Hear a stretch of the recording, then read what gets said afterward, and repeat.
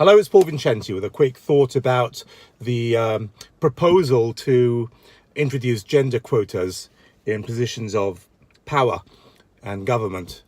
I would assume also in Parliament, which basically means that what the government is suggesting, and especially a certain department and ministry, is that to get equality in their mind, we need to have equal representation in Parliament, women and men, regardless of the person's abilities, skills, and gifts, basically.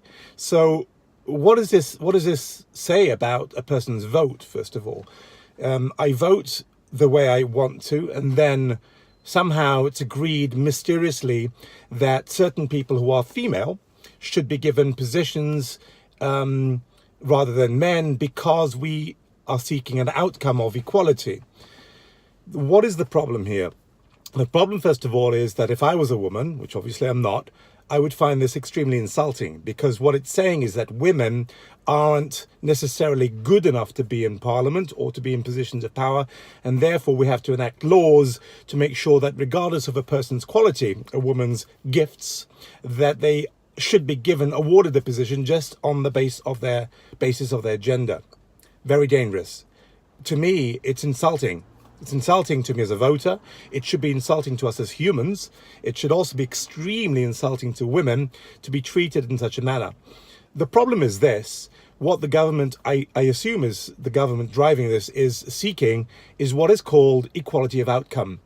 Equality of outcome disregards basically people's gifts or inclinations or intelligence, for example, and it says basically that in every position we should seek to have equal representation of male and female. Now, on the outset, there's nothing wrong with that, right?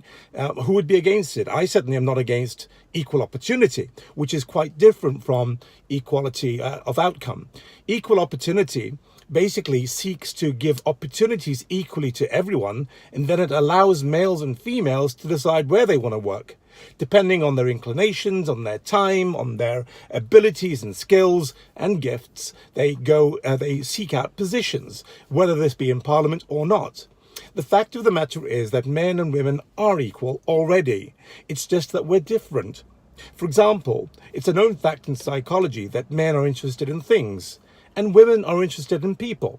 So it's no wonder, therefore, that men and women choose different outcomes, choose different, if you like, positions, careers.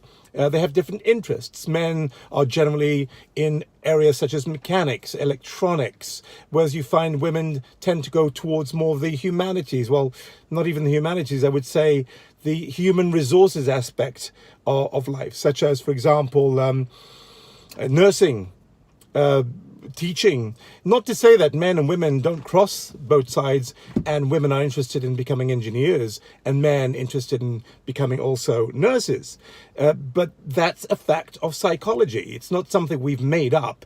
It's if left to their own devices, this is exactly what happens. And many women leave their careers later on because they do want to have families. So how does the government expect to produce an outcome of equality across the whole spectrum? Take, for example, the fact that men die earlier than women generally. That's not fair, is it? How are we going to fix that out, that discrepancy? Men generally tend to be more likely to commit suicide. They tend to are drawn to more jobs and careers which are physically demanding or dangerous.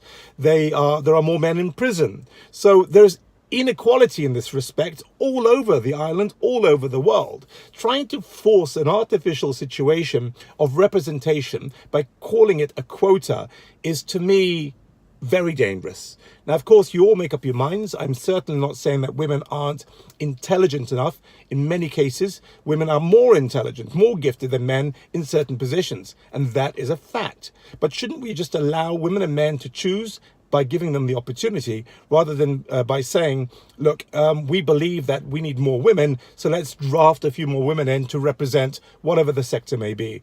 To me, that just doesn't make any sense. And anyone with any sense in their head would know this also. So I wonder, therefore, to conclude, where are the women's groups in this? You hear about the women's groups who are all about, these extremist groups especially, all about women's equality and rights. And yet on this, they're absolutely silent. I wonder why. That's Paul Vincenti signing out, and I look forward to seeing you all or speaking to you all sometime soon in the future. Thank you.